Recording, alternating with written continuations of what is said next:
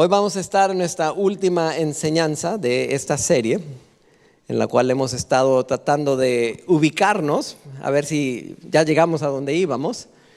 Le quiero contar una historia. Usted ha visto cómo tenemos ahora la facilidad de pasar la letra vía las pantallas. Por ahí de, no sé, yo creo 1990 más o menos, bueno, antes de eso, más bien después de eso, hoy día nosotros utilizamos un programa que lo crea esta empresa, lo ve allá en la parte superior izquierda, se llama Renewed Vision. Esta empresa tiene un programa que se llama ProPresenter y entonces se puede manejar todo, pues digo, ya es vía la computadora, se le pican botoncitos y van las diapositivas, se le ponen los fondos y se van moviendo, o sea, ya le da mucho formato. Pero le estaba platicando que en 1990, esta empresa empezó en el año 2000, o sea que su primer producto apenas y ya van ahorita en la versión 7 y entonces pues ya tienen mucho más experiencia, ya han recibido retroalimentación, las computadoras han avanzado barbaridades y bueno, ya tiene una hora pues que el internet y todo, pues la tecnología simplemente ha avanzado mucho. Pero yo le estoy hablando en 1990, pues la tecnología estaba así como que chiquita, ¿no? Y entonces en particular, ahí estábamos en la iglesia un día y estaba yo platicando con la persona que estaba encargada de nuestro ministerio de video. Y nunca faltaba que llegaba algún predicador y decía, bueno, como dice la palabra en fulano de tal escritura. Y pues todo mundo así como, pues a ver, córrale, porque nadie sabía dónde iba a ir, ¿no? Y entonces a buscar el verso. Y luego para la letra, pues usábamos antes unos acetatos que les llamábamos, que era un retroproyector. Y pues era las hojas de plástico esas con la letra escrita y cambie letras. No sé si alguna vez le tocó algo de eso. Y entonces era así como, no, pues necesitamos algo mejor. Y yo entonces platicando con este chavo, Toño se llamaba, le digo, ¿qué necesitas para que tengamos una mejor experiencia? Y entonces me dice, pues sería padre si pudiéramos tener algo. Y él me describió lo que quería, ¿no? Y entonces me invitaron a una congregación chiquita en un pueblito a enseñar y cuando estaba allá me dijeron, bueno, vamos a pasar por ti a las 5 de la tarde.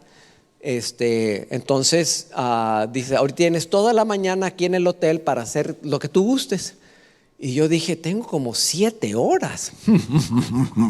Y me agarré y me metí y empecé a hacer un programa.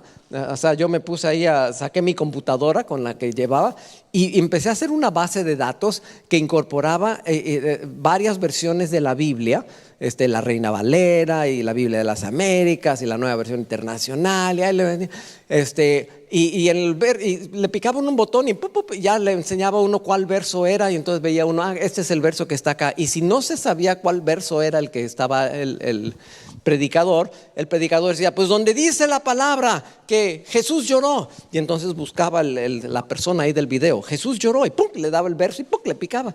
Entonces yo recuerdo que un predicador se quedó así como, ¿y ahora cómo le hicieron? Porque cualquier verso que daban, ¡pum!, de repente estaba en la pantalla. Y pues sí, pues la computadora no le costaba trabajo, ¿no? Y luego sacaban la letra y entonces le ponía, ustedes no lo pueden ver, pero pues yo le ponía ahí que unas 16 cajitas y con toda la letra y entonces ya nomás le picaban cajitas así. Y era fascinante, hasta que un día me dice para esto llegó, no sé si lo conocen, Marco Barrientos, es un cantante, pastor, maestro cristiano. Y llega y dice, te quiero compartir que salió un programa que se llamaba, no era que le enseñé, era otro, y hace esto. Y entonces le digo, ¿será así como Y se lo enseño y me dice, no, ese está mucho mejor, el que yo hice. Pero lo que le quiero dar a entender es que a mí me encantaba hacer eso.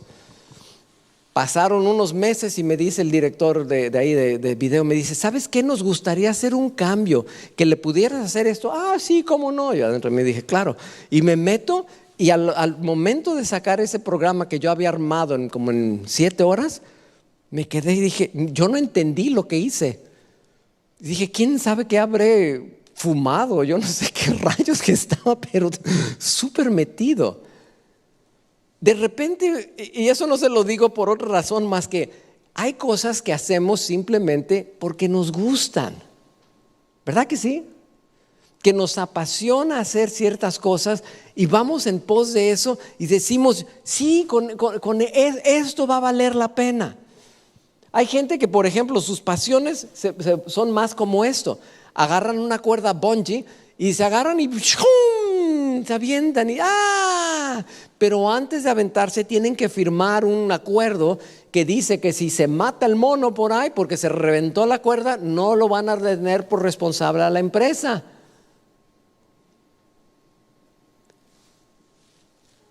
Yo no sé si sabía, pero hay personas que así se bautizan. Hay cristianos que los agarran, los amarran al techo y ponen el tanque para bautizarse así. Y ahí,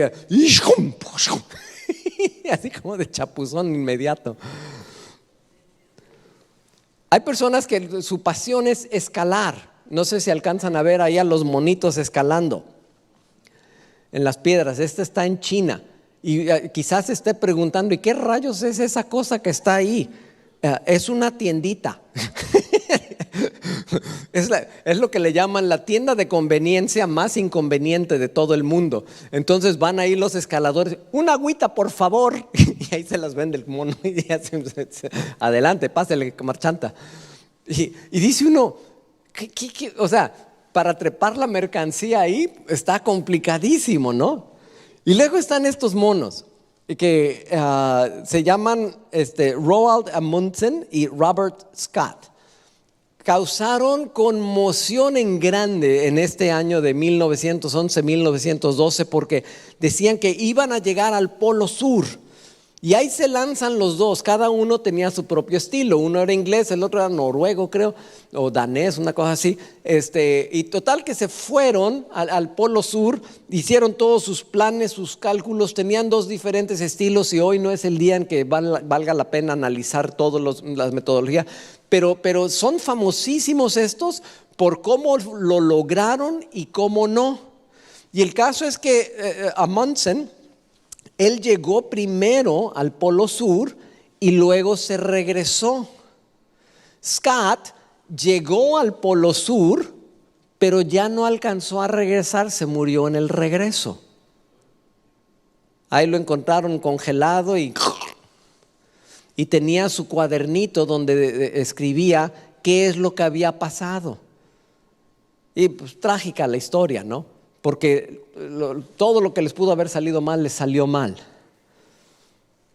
Todo esto le estoy diciendo, cada vez que nosotros, cada quien seguimos nuestras pasiones y logramos algo que quizás no es un récord mundial. Usted, por ejemplo, de este programa que yo le describía, usted va a decir, pues eso no es un récord mundial. No, pero es algo que yo le invertí tiempo y esfuerzo y pasión.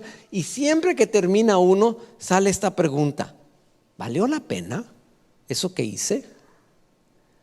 Cuando la gente llega a su lecho de muerte, generalmente esa es la pregunta: ¿la vida que he vivido valió la pena?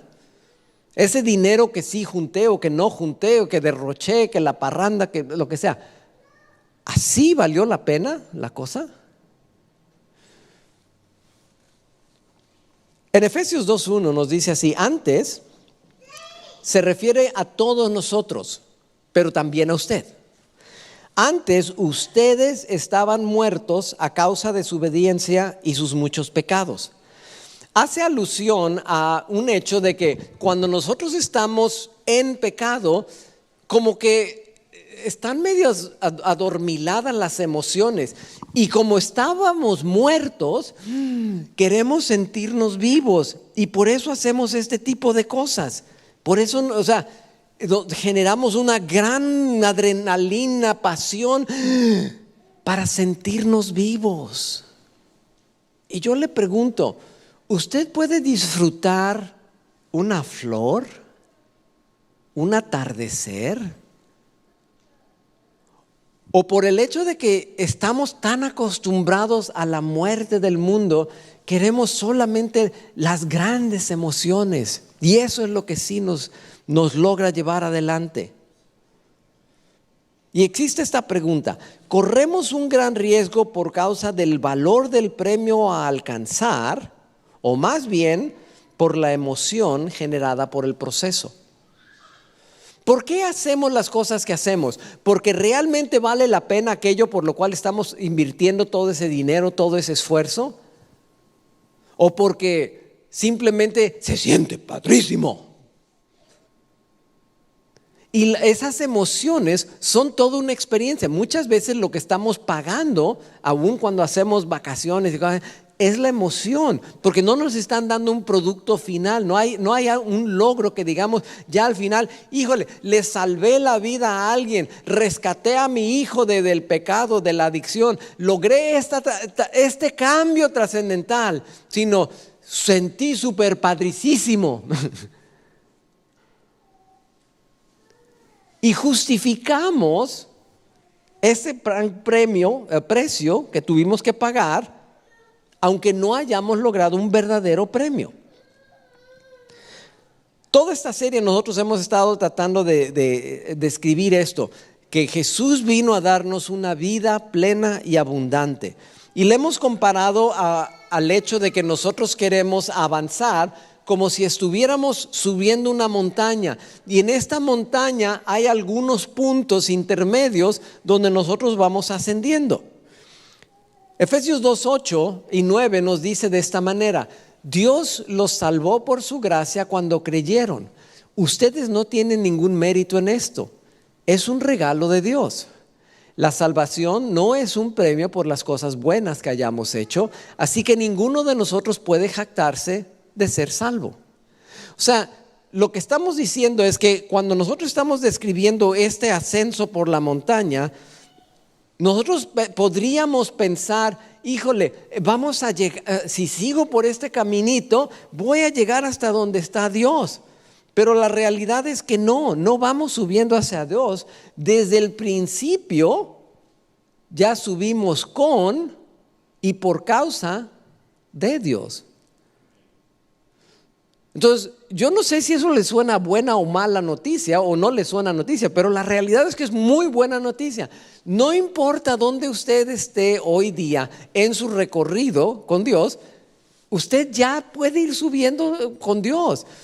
Todo esto que estamos diciendo es para lograr llegar más al propósito de Dios, pero la presencia o la compañía de Dios, pues nosotros la tenemos desde el principio. Entonces no vamos subiendo hacia Dios, subimos con y por Dios. Luego dice el verso 10, pues somos la obra maestra de Dios. Él nos creó de nuevo en Cristo Jesús a fin de que hagamos las cosas buenas que preparó para nosotros tiempo atrás. Habíamos leído este verso antes, pero quiero enfatizar ahora esto. Dios no nos adquirió por causa de nuestras obras del pasado, ni para obras, las del futuro. Las obras van a venir sin duda. Es como cuando plantamos un árbol. El árbol no da fruto para salvarse, el árbol da fruto porque es árbol. Nosotros, cuando somos árboles sanos, damos fruto. Dios no nos compró ni por lo que hicimos antes, ni por lo que haremos. Nos compró porque Él quiso, pero van a venir las obras. Entonces el ir subiendo la montaña no es, híjole, porque estamos tratando de lograr nuestra salvación. Verso 19 luego dice así: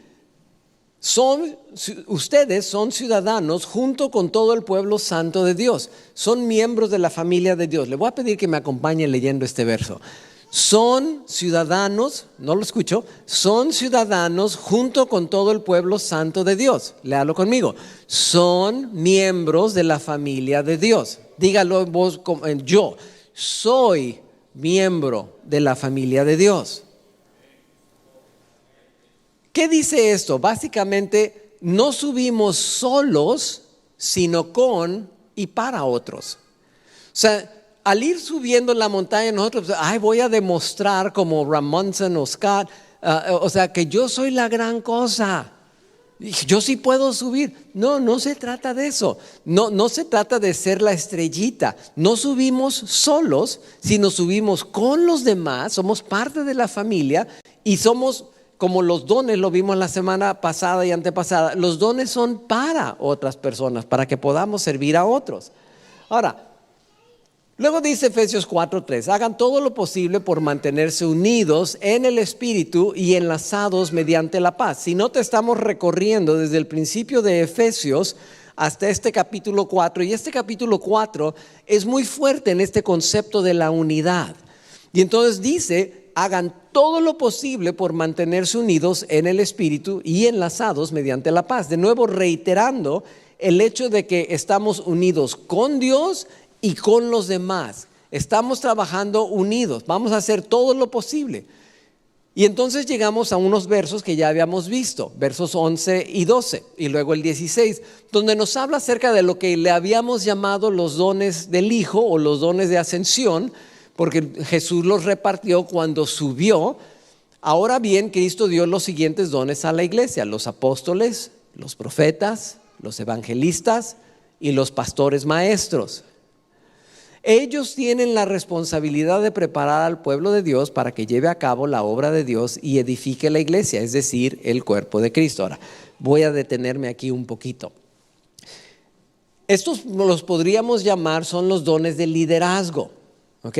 Son los dones para poder, dice claramente allí, preparar al pueblo de Dios para que lleve a cabo la obra de Dios y edifique la iglesia. Entonces va la pregunta: ¿quién va a llevar a cabo la obra de Dios y edificar a la iglesia? ¿Quién? ¿Qué dice allí? El pueblo de Dios. ¿Para qué? O sea, se supone que si nosotros nos venimos a reunir aquí, todas las personas que constituyen el cuerpo pastoral de esta iglesia, es para prepararles a ustedes para que lleven a cabo la obra de Dios. Se lo voy a voltear de esta manera. Probablemente haya escuchado la palabra ministro y nosotros, wow, eso suena muy oficial, muy importante. La palabra ministro significa siervo, es una persona que sirve. Entonces, un ministro no es el mandamás, un ministro es alguien que sirve. En los puestos públicos decimos un servidor público. Bueno, aquí es un servidor dentro de la iglesia, ese es un ministro. Entonces, el ministro, su función es servir a los que están en la iglesia para que crezcan y puedan realizar la obra del ministerio. Y entonces esta es la pregunta clave. No los he contado, pero vamos a decir que habemos aquí unas 35 personas. Si somos 35 personas, ¿cuántos ministros hay en este lugar?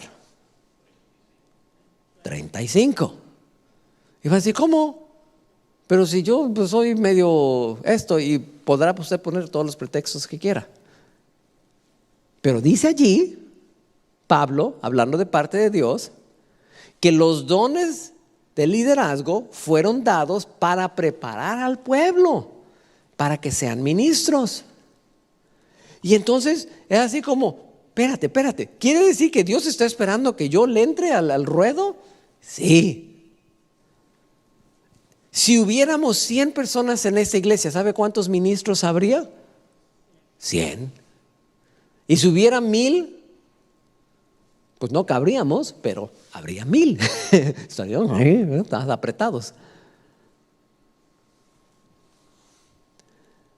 Y luego dice, Él hace que todo el cuerpo encaje perfectamente y cada parte, al cumplir con su función específica, ayuda a que las demás se desarrollen, y entonces todo el cuerpo crece y está sano y lleno de amor.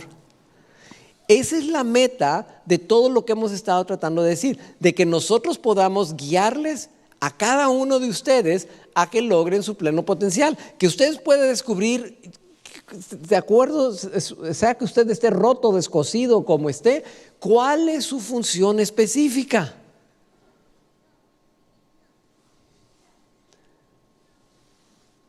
Y entonces nos vuelve a nuestra pregunta, ya mero llegamos a donde vamos. Bueno, pues vamos individualmente, pero vamos colectivamente, vamos subiendo la montaña todos juntos.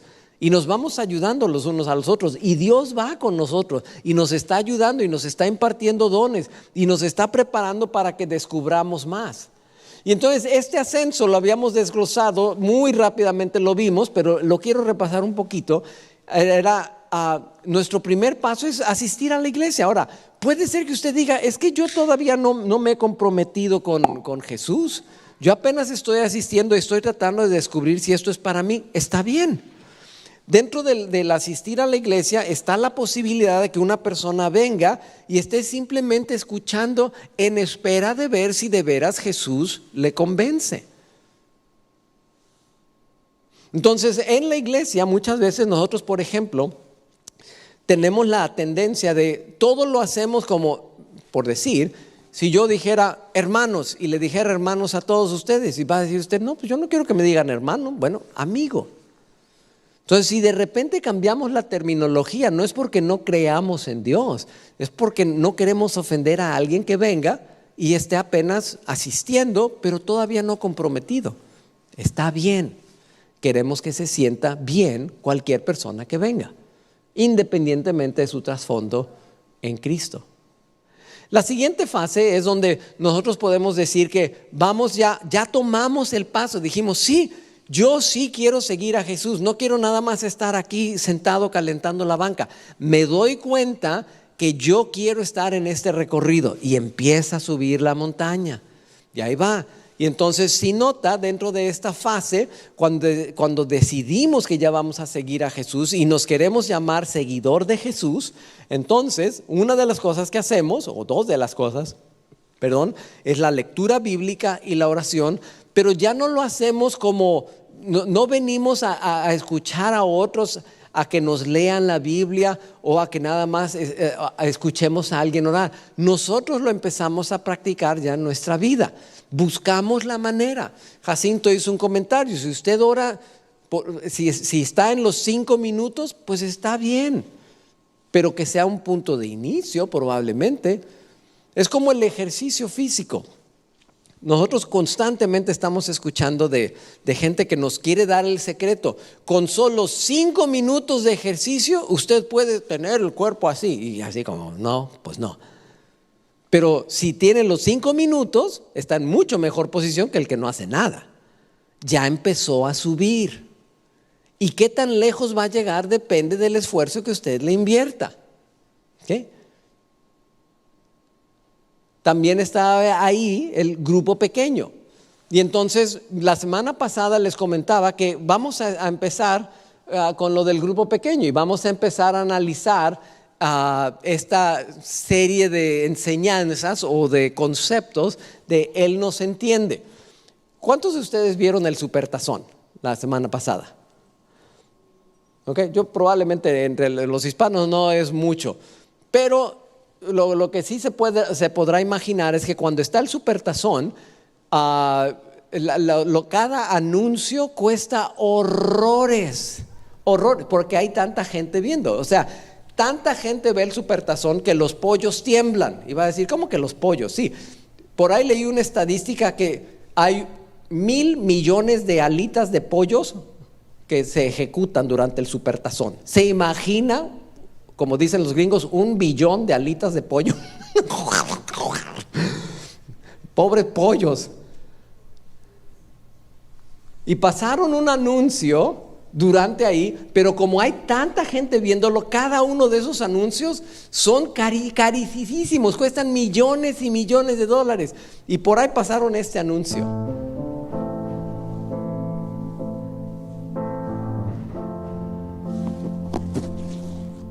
Don't ask me what you know is true. Don't have to tell you I love your precious heart. I was standing, you were there. Two worlds collided, and they could never tear us apart.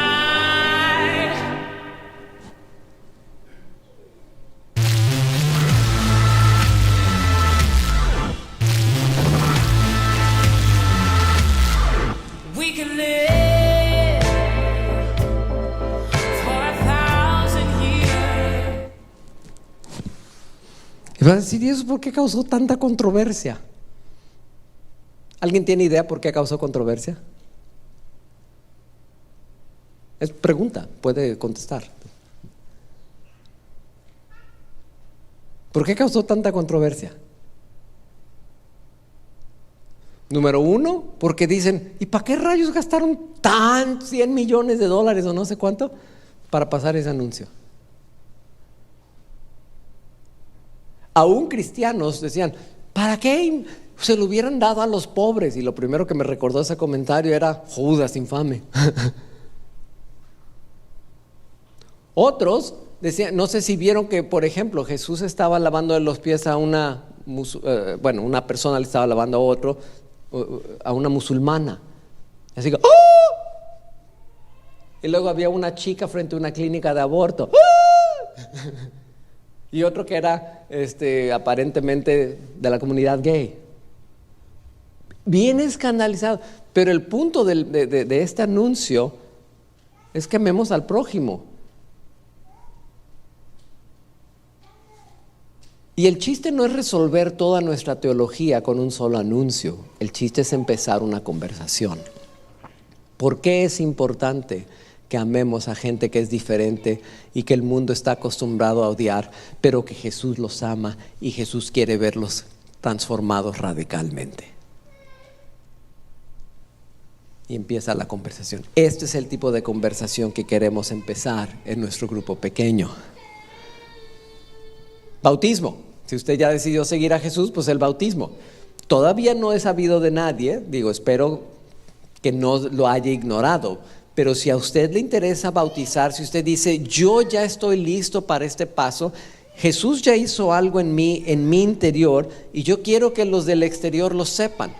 Es importante que podamos prepararlos. Y como esto es la semana que viene, hoy es el último día que podemos hacer esto de tomarle el dato, porque ya en la semana tendríamos que grabar un testimonio para que se pueda transmitir antes del bautismo y la gente pueda saber cuál es la historia de usted.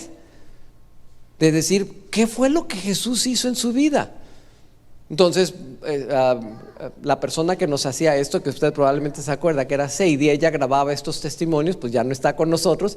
Entonces el nuevo encargado de eso soy yo. Entonces yo voy a andar de camarógrafo, pero por lo mismo, pues si alguno de ustedes decide hacerlo, pues lo puedo hacer y luego le ponemos el doblaje o los subtítulos o a ver qué inventamos. Pero lo que queremos dar a entender es, estos son pasos que nosotros podemos tomar. Eso está ahí. Si usted quiere seguir subiendo, la siguiente indicación es que usted sirva, que se una a un equipo de servicio.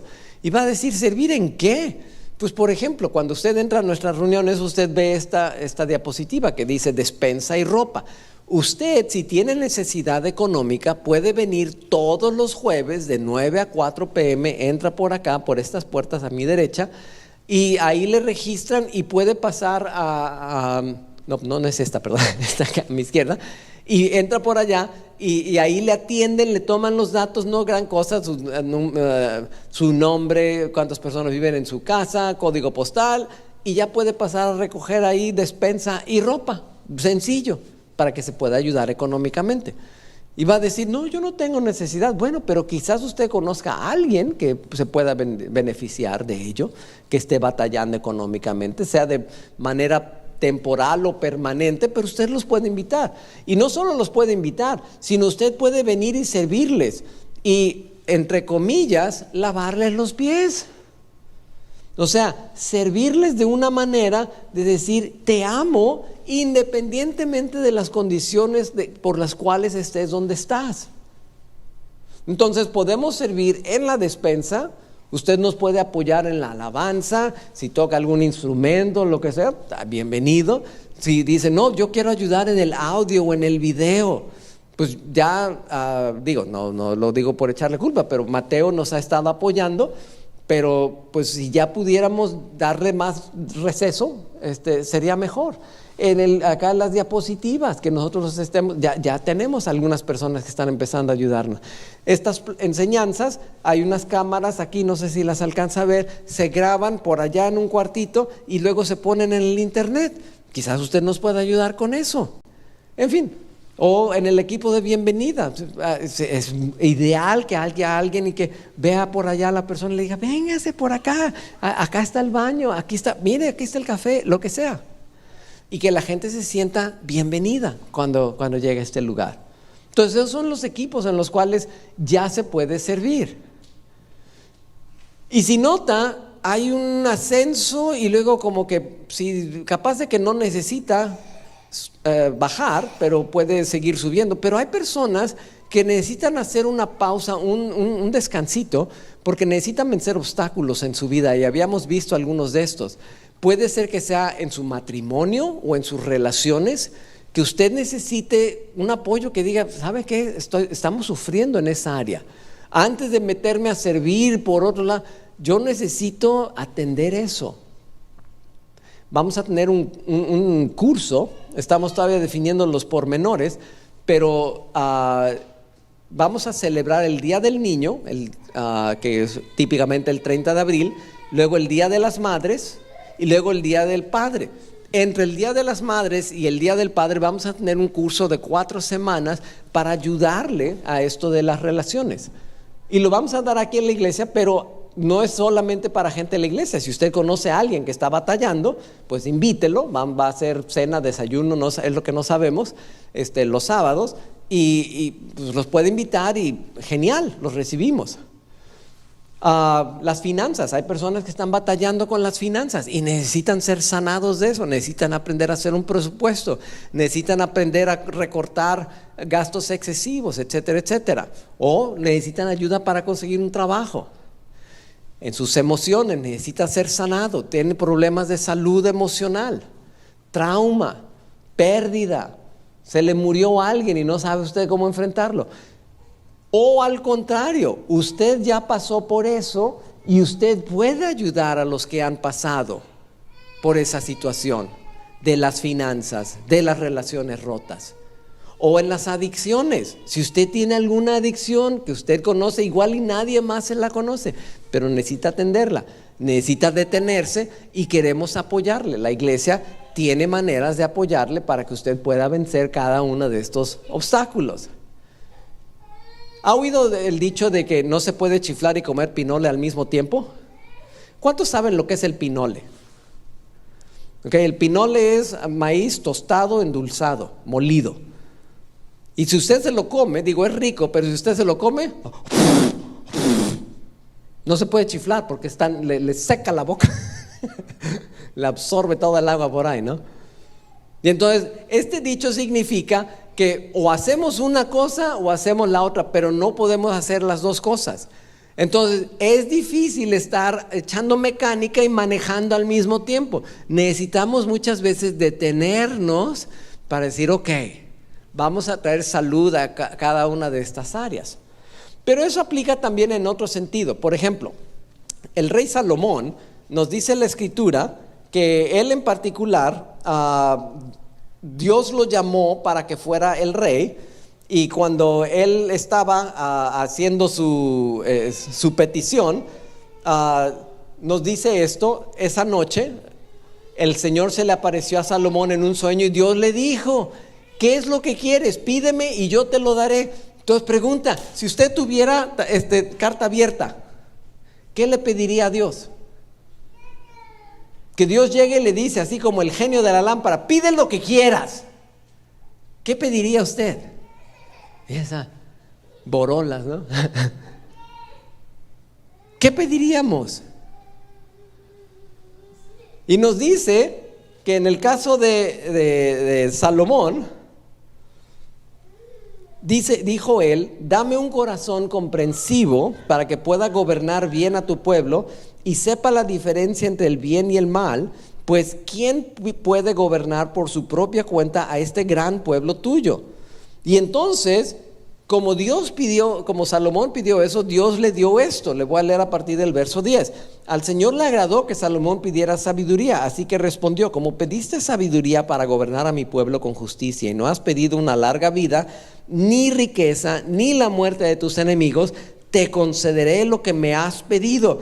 Te daré un corazón sabio y comprensivo como nadie nunca ha tenido ni jamás tendrá. Además, Te daré lo que no me pediste, riquezas y fama. Ningún otro rey del mundo se comparará a ti por el resto de tu vida. Y si tú me sigues y obedeces mis decretos y mis mandatos como lo hizo tu padre David, también te daré una larga vida. Entonces dice uno, wow. ¿Por qué digo esto?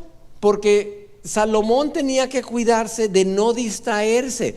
Tenía la posibilidad de decir, ¿en qué me enfoco? Bien puedo decir, voy a pedir dinero, voy a pedir fama, voy a pedir poder, voy a pedir dominio, la muerte de mis enemigos.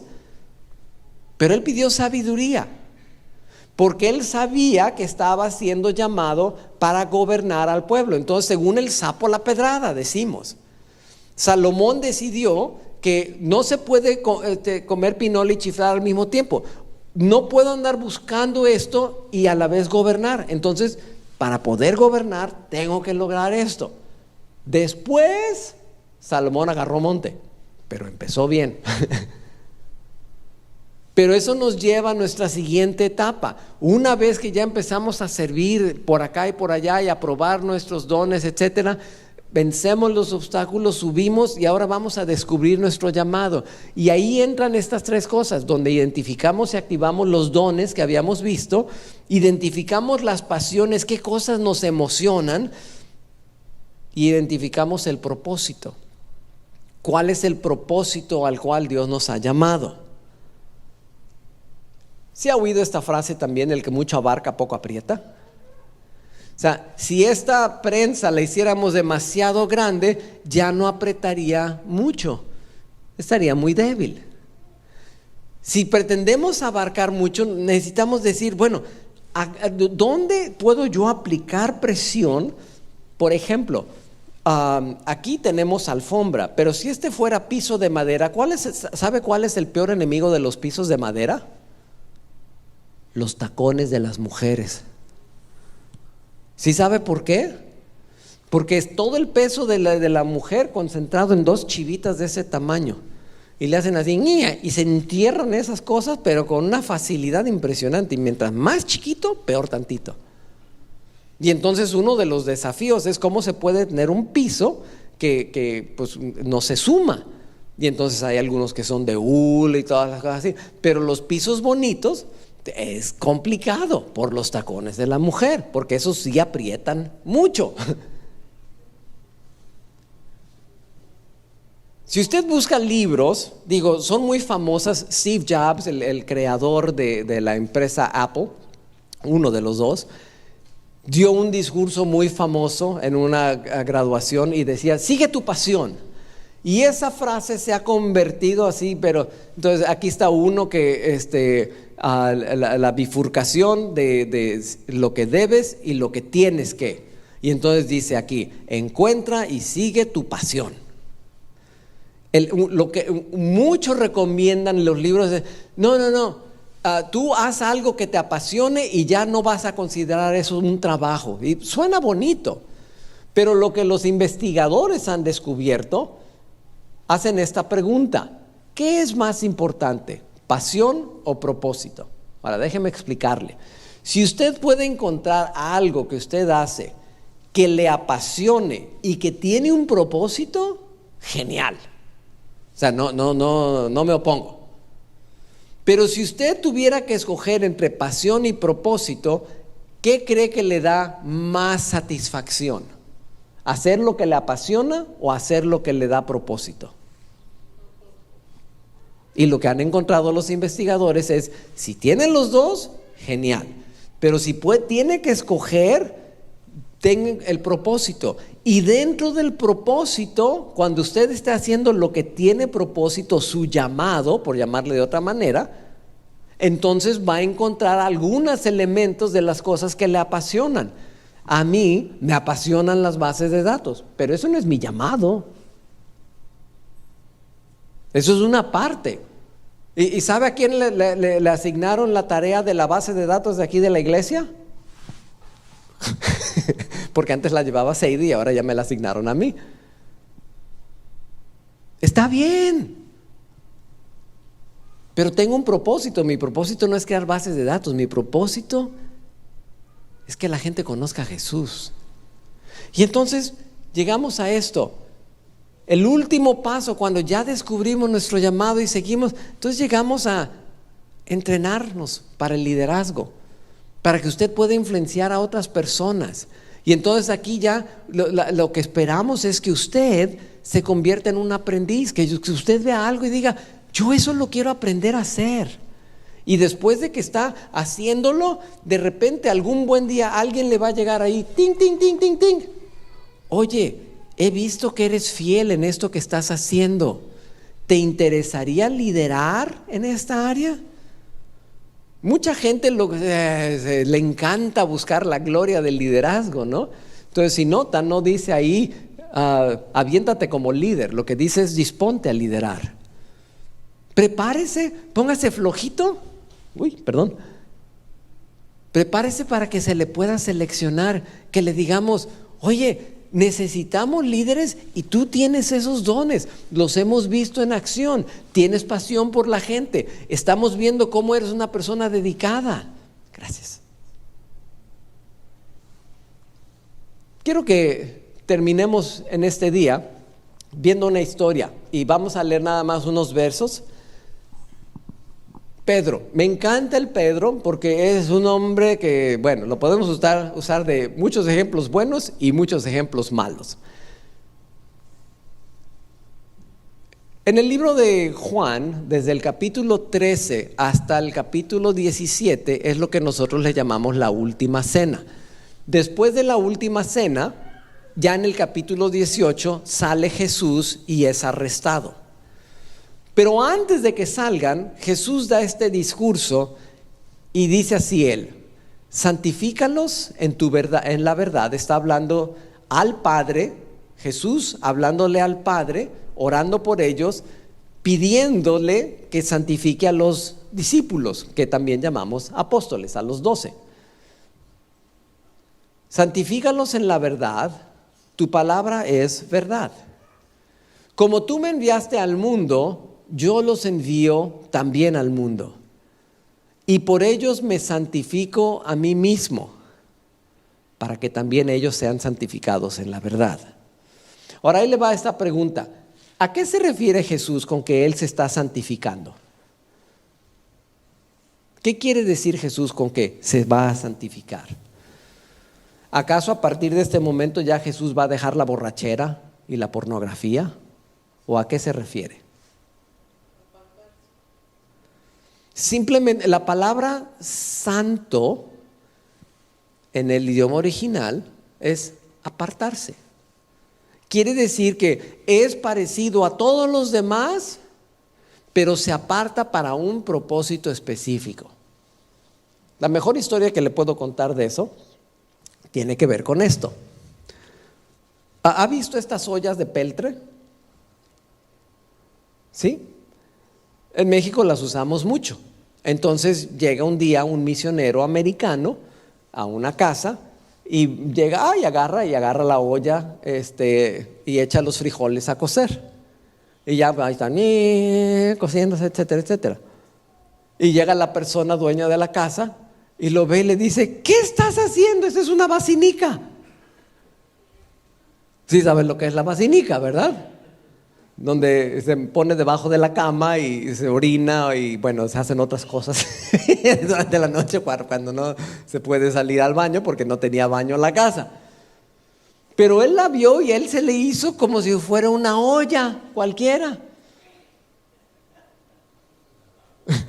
Pobre misionero. Y lo conozco. Ahora, imagínese que esta basinica fuera completamente nueva.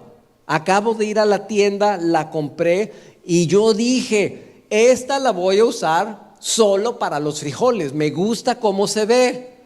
Nadie la ha contaminado antes. Es nuevecita, pues, no está estrenada. Yo la voy a estrenar porque la voy a apartar para hacer los frijoles.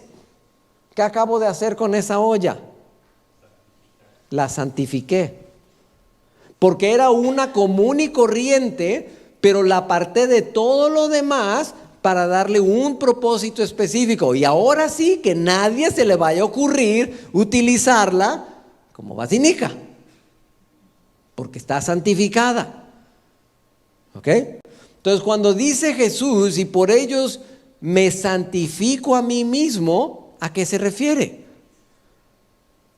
Se está apartando para el propósito del Padre y está pidiendo para que también ellos sean santificados en la verdad. Y luego Jesús ahí está pidiendo no solamente por los 12, también está pidiendo por usted, que usted también sea santificado. Y entonces Jesús sale a orar en el Monte de los Olivos y dice así: luego, acompañado por sus discípulos, Jesús salió del cuarto en el piso de arriba y, como de costumbre, fue al Monte de los Olivos. Allí les dijo: oren para que no cedan a la tentación.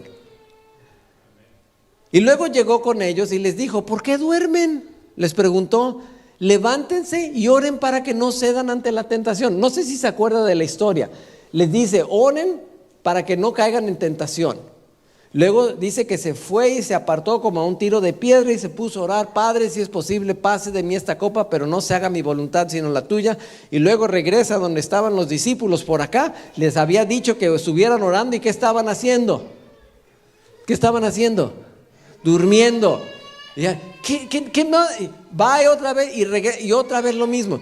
Y entonces la pregunta es esta: llega y les dice: oren para que no cedan a la tentación. Inmediatamente después, si no te estamos en Lucas 22, el otro era el verso 46, este es el verso 47. Mientras Jesús hablaba, se acercó una multitud liderada por Judas, uno de los 12 discípulos. Judas caminó hacia Jesús para saludarlo con un beso. Entonces Jesús le dijo: Judas, ¿con un beso traicionas al Hijo del Hombre? Cuando los otros discípulos vieron lo que estaba por suceder, exclamaron: Señor, ¿peleamos? Trajimos las espadas. Y uno de ellos hirió al esclavo del sumo sacerdote cortándole la oreja derecha. Pero Jesús dijo: ¡basta! Y tocó la oreja del hombre y lo sanó. Dice aquí: uno de ellos hirió al esclavo. El esclavo se llamaba Malcolm. ¿Cómo se llamaba el que le cortó la oreja? Pedro, nos dice otro de los evangelios. Y entonces mi pregunta para usted es esta: ¿cedió Pedro a la tentación? Porque ¿cómo sé que no era la voluntad de que le cortara la oreja al otro pobre mono? Porque Jesús lo sanó. Así como: ay, Pedro, ¿cómo voy a creer? Le pega la oreja. Y Pedro: pero, perdón, Señor. Entonces yo le pregunto a usted: ¿cedió Pedro a la tentación? O sea, ¿está perdido de lo que está sucediendo? ¿No decía Jesús: ¿qué no entiendes que yo puedo llamar legiones de ángeles que vengan acá? No me están arrestando porque ellos quieren, me estoy entregando. Pero Pedro no agarró la onda. Y luego vemos la historia de cómo Pedro niega a Jesús. Note que estamos en la misma historia. Verso 54. Entonces lo arrestaron y lo llevaron a la casa del sumo sacerdote. Y Pedro lo siguió, ¿cómo? ¿De cómo? ¿Y cómo debemos de estar nosotros con el Señor? De cerca. ¿Y cómo estaba Pedro? Los guardias encendieron una fogata en medio del patio y se sentaron alrededor, y Pedro se sumó al grupo.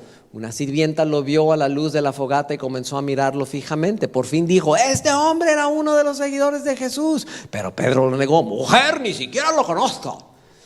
Y pues lo delataba su acento, ¿verdad? Después de un rato alguien más le vio y dijo: seguramente tú eres uno de ellos. No, hombre, no lo soy, contestó. Alrededor de una hora más tarde otra persona insistió: seguro este es uno de ellos porque también es Galileo. Pero Pedro dijo: hombre, no sé de qué hablas. Inmediatamente, mientras aún hablaba, el gallo cantó. En el Evangelio de Mateo nos dice así, 26:74. Entonces Pedro comenzó a maldecir y a jurar: yo no conozco al hombre. Y al instante un gallo cantó. Hijo de tu... Y se la refrescó al mono. Le vuelvo a preguntar: ¿está cayendo Pedro ante la tentación? ¿Está desconectado de lo que está sucediendo? En ese momento el Señor se volvió y miró a Pedro. De repente las palabras del Señor pasaron rápidamente por la mente de Pedro. Mañana por la mañana, antes de que cante el gallo, negarás 3 veces que me conoces. Y Pedro salió del patio llorando amargamente. ¿Se dio Pedro a la tentación? Luego, al final del Evangelio de Juan, vemos la pesca milagrosa. Más tarde Jesús se apareció nuevamente a los discípulos junto al mar de Galilea. Simón Pedro dijo: me voy a pescar. ¿Qué se fue a pescar? ¿Qué se fue a pescar? Peces. Nosotros también vamos, dijeron los demás. Así que salieron en la barca, pero no pescaron nada en toda la noche. Al amanecer Jesús apareció en la playa, pero los discípulos no podían ver quién era. Les preguntó: amigos, ¿pescaron algo? No, contestaron ellos. Entonces él dijo: echen la red a la derecha de la barca y tendrán pesca. Ellos lo hicieron y no podían sacar la red por la gran cantidad de peces que contenía.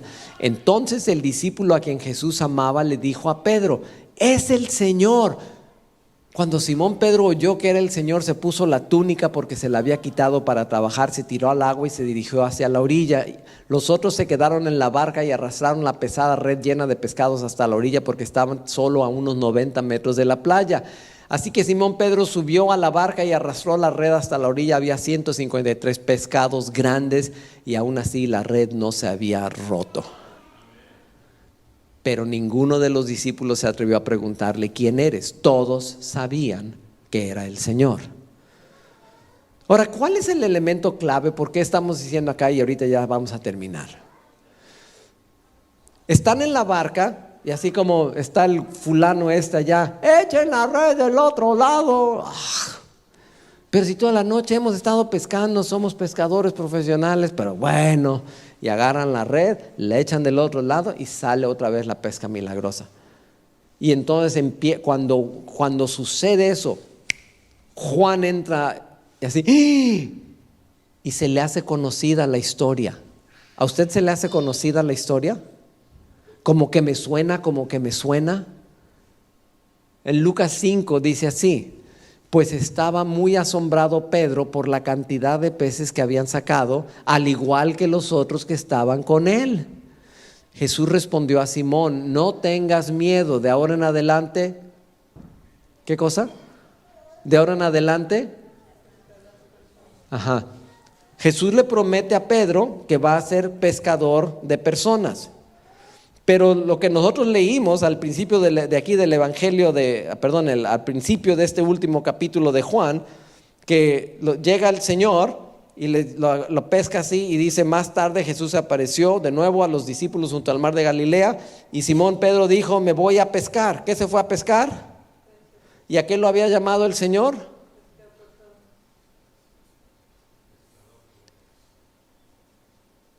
¿Cuál era el llamado de Pedro?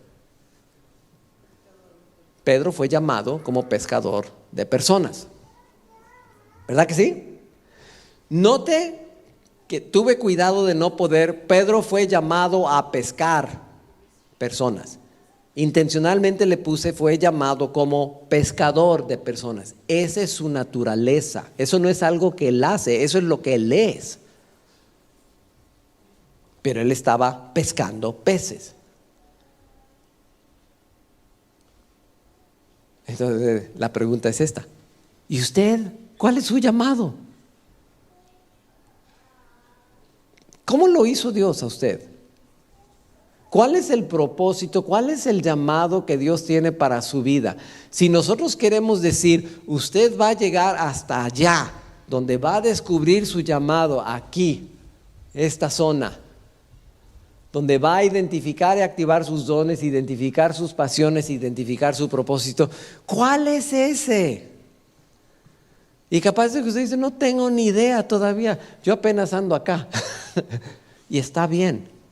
Si usted apenas está siguiendo a Jesús y apenas está batallando con leer la Biblia, está bien. Pero no se quede a medias.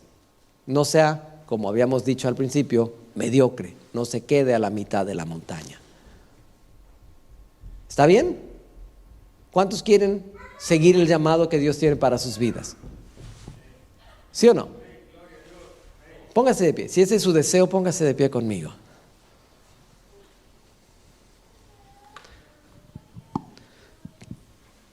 Yo quisiera que todos lleguemos al pleno llamado.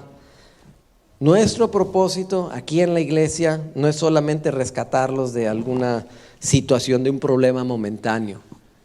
El propósito por el cual nosotros nos reunimos aquí es para ayudarle a usted a descubrir su llamado y a vivir en ello. Ese es el pleno potencial, esa es la vida abundante que Dios tiene para usted.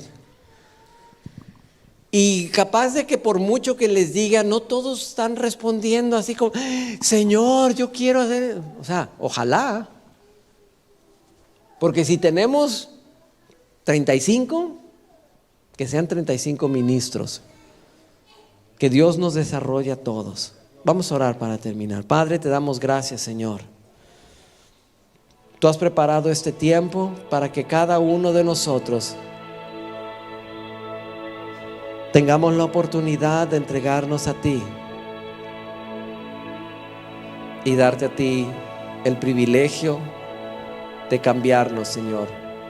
Fuimos adquiridos por ti no solo para huir de este mundo, salvarnos del pecado. Señor, nos has asignado un propósito, así nos creaste. Creemos en el propósito, creemos en ti, Señor.